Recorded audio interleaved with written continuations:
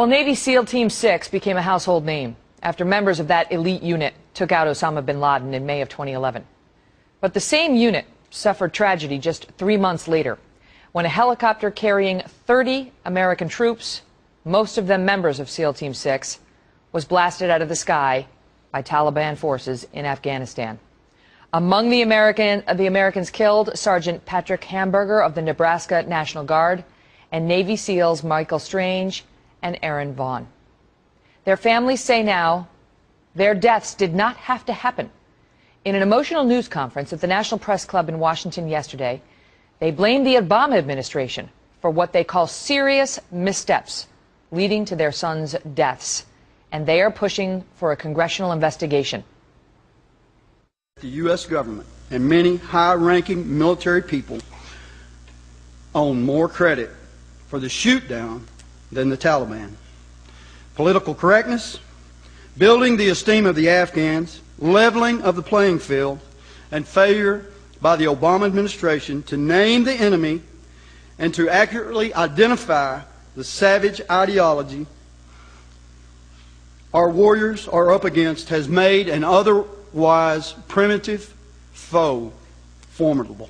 Why was there no pre-assault fire? We were told as families that because pre-assault fire damages our efforts to win the hearts and minds of our enemy. So in other words, the hearts and minds of our enemy are more valuable to this government than my son's blood.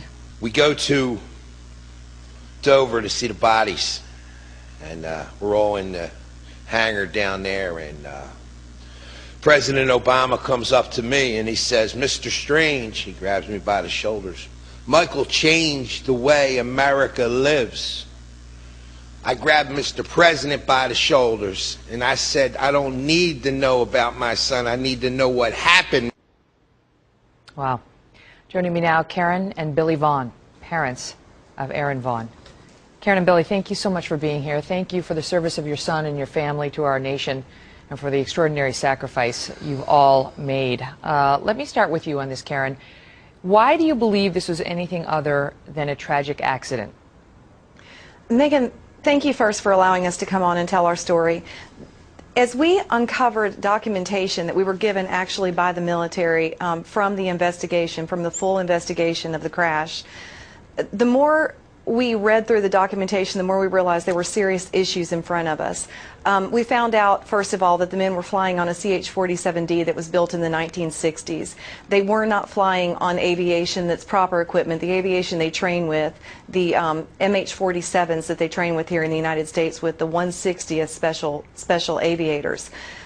We found that they flew into the Tangi River Valley unescorted. This was not standard protocol. According to military testimony, in over 400 missions, two commanders said they had never done an operation like this. Another thing that we learned is nobody could explain the importance of the mission. Why? When you send up a quick reactionary force, is what the SEALs reaction was called that night when they flew in.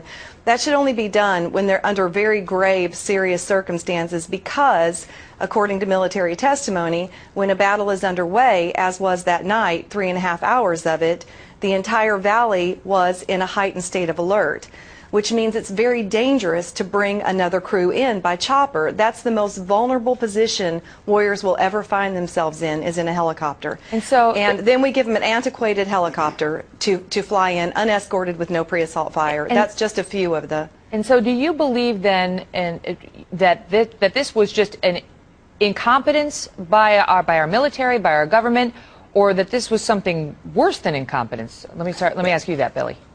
Okay, I'll tell you, at this time, our military's slogan, or in the documents, is called "Relentless Pursuit of the Enemy." And I'll tell you, I don't know where it came from, but it makes about as much sense in what it's referring to as the Affordable Health Care Act. Karen told you there was no pre-assault fire. We had air weapons teams overhead. They weren't allowed to fire. They sat there and watched their American brothers be slain, even after they were shot down.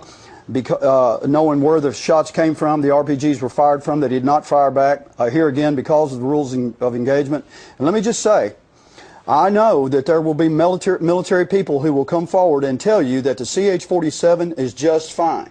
You need to look at the information we have.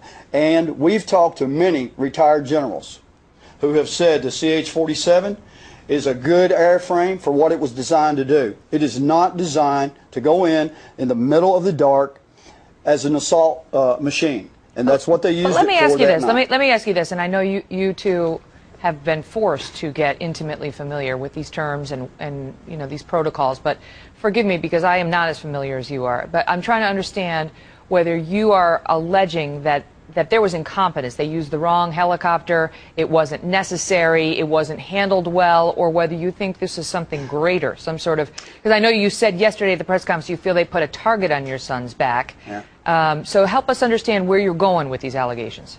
Let me answer the target on the back part. As soon as Joe Biden announced that it was a SEAL team who took out bin Laden, within 24 hours my son called me. And I rarely heard him ever sound afraid in his adult life.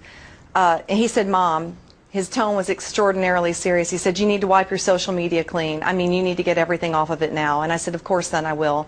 What's wrong?" And he said, "Mom, there's chatter and your life is in danger. Our lives are in danger. So clean it up right now." The community was very unnerved by that unveiling. So yes, a target got put on their back, and it got put on the backs of every group that would work with SEAL Team 6 from that point forward. They actually confirmed Karzai's immediate remarks that it was SEAL Team 6, which raises a lot of questions. You asked about suspicions. There are a lot of questions we have unanswered. And we don't want to get into conspiracy theories, but there are some staggering things that we've learned, such as the 7 Afghanis that were on the manifest that night were not the Afghanis that died.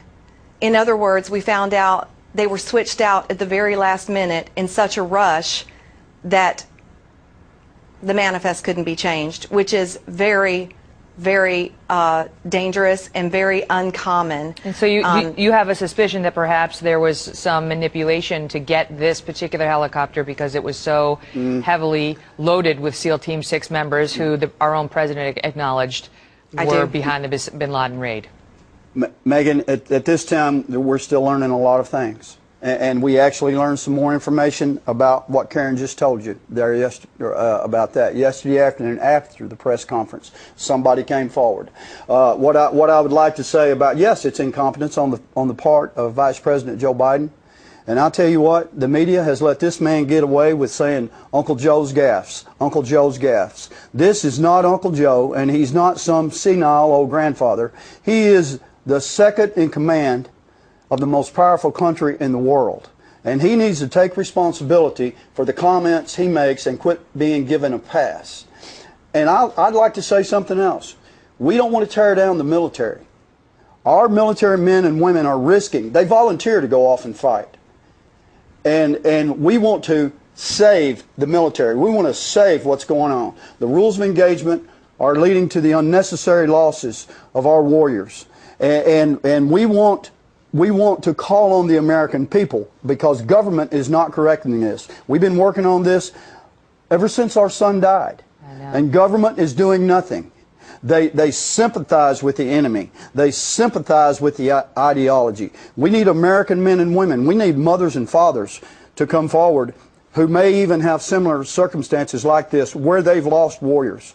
We the Americans, citizens, are the ones who can change this. And there is one thing that I would like. I've got to go, but I thank you both so much. I'm sorry to cut you off. I did want to just tell the audience quickly, the Pentagon says that they share in the grief of all the families who lost their loved ones. This is a tragic loss during a difficult campaign, and we'll post their full statement on our website. Karen, Billy, all the best to you. Megan, thank you for what you do. Thank you very much, Megan. Thank you. God bless your son.